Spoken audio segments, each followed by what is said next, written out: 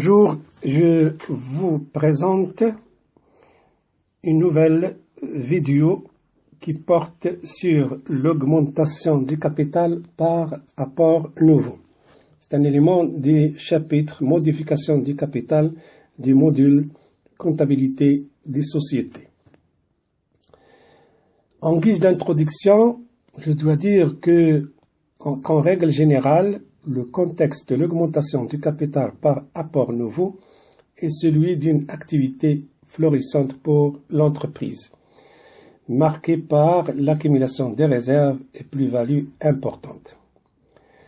En principe, l'augmentation du capital par apport nouveau est une opération comptable qui consiste à accroître les moyens de financement par des apports en numéraire et les moyens d'exploitation par des apports en nature.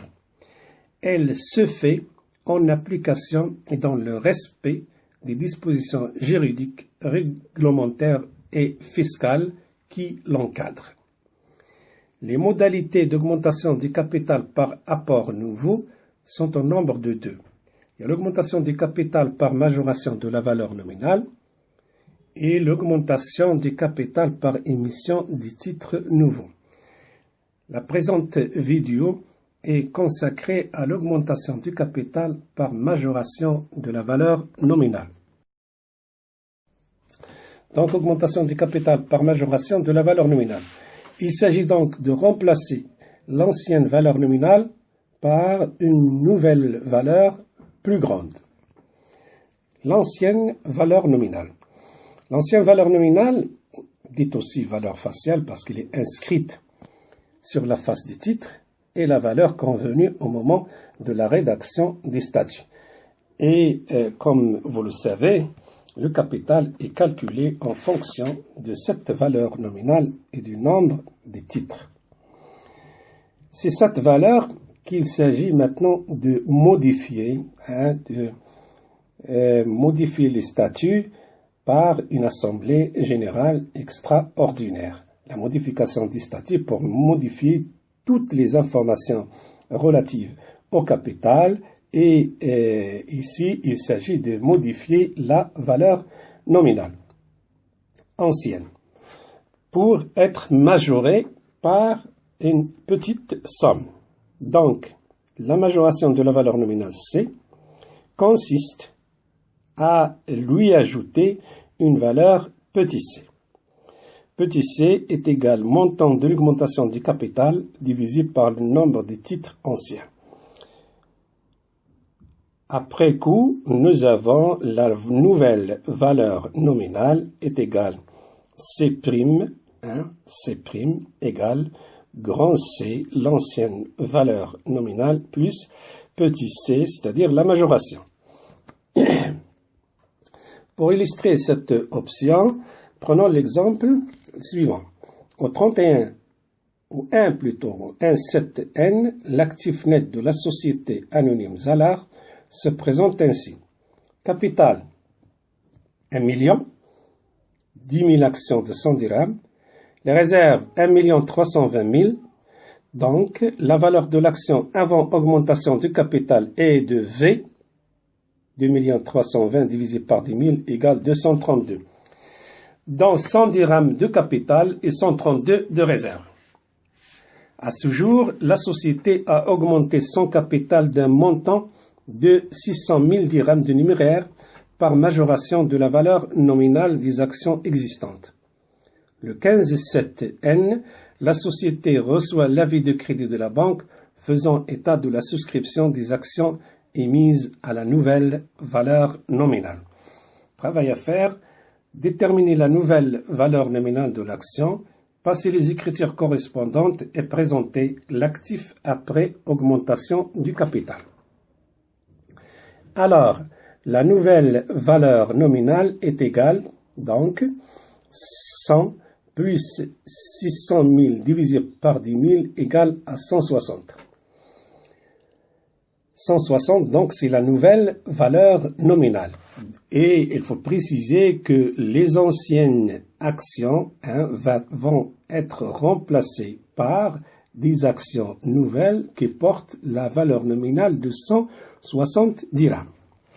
L'écriture comptable se fait en 3 étapes. Premièrement, la promesse d'apport.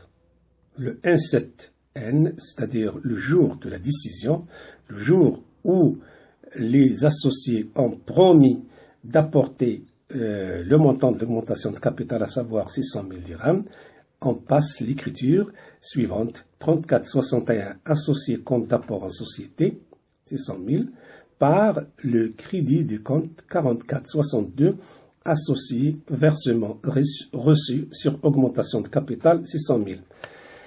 La deuxième étape, c'est la réception de l'avis de crédit de la banque le 15/7N, c'est-à-dire le jour où la banque a notifié à la société que les associés ont versé la somme promise.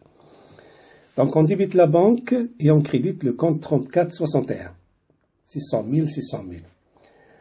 Après validation de l'opération, on parle de réalisation de l'augmentation du capital. Donc, on passe l'écriture suivante le même jour, dit tout, ça veut dire le même jour. 4462 versements reçus sur augmentation de capital 600 000 par le crédit du capital social 600 000. Le libellé de cette opération est donc l'augmentation de la valeur nominale qui est passée de 100 à 160. L'actif net de la société devient donc capital 1 600 000, nombre de titres inchangé, la valeur nominale 160 dirhams. Les réserves 1 320 000 dirhams. La valeur des titres après V', après augmentation, est donc de 2 920 000 divisé par 10 000 égale 292, dont 160 de capital et 132 de réserves. Notez bien que cette forme d'augmentation du capital par la majoration de la valeur nominale n'autorise pas l'entrée des étrangers, c'est-à-dire des nouveaux associés. Pourquoi? Parce qu'il n'y a pas création de titres nouveaux, il y a juste augmentation, majoration de la valeur nominale des anciennes actions. Maintenant, la comptabilisation des frais d'augmentation du capital. Comme on le sait, l'augmentation du capital nécessite et génère des frais d'ordre fiscal et d'ordre administratif général. Alors, comment comptabiliser ces frais? Alors, donc, on peut les comptabiliser soit comme charge, soit comme immobilisation. Alors, supposons que la société Zalar a payé 24 000 dirhams de frais au titre de l'augmentation du capital. On nous demande de passer les écritures comptables. Bien, l'écriture a passé au moment de l'engagement des charges. L'ensemble des charges, nous les avons regroupées dans un seul compte, un compte de charges. Donc, on le débite de 24 000 et par le crédit de la banque, 24 000. Bon, cette écriture a eu lieu si vous voulez, le 15 juillet, c'est-à-dire la date de l'expiration de la période de souscription. Et donc, d'augmentation de capital. À la fin de l'exercice, il y a 2 scénarios. Soit que la société décide d'imputer les charges de l'exercice sur l'exercice en cours, donc il n'y a aucune écriture puisque les charges sont déjà constatées. Soit que la société décide de les activer, d'activer les charges, c'est-à-dire de les mettre en actif, en immobilisation, en non-valeur, pour les amortir sur 5 ans, c'est-à-dire étaler leur imputation sur 5 exercices. L'écriture à passer est celle de la régularisation. Il s'agit dans un premier temps de transférer les charges du compte CPC où il se trouve vers l'actif du bilan. Et deuxième écriture à passer est celle qui consiste à constater l'amortissement de ces frais sur 5 ans, 24 000 divisé par 5, ça fait 4 800. C'est la fin de cette petite vidéo. Merci de votre attention.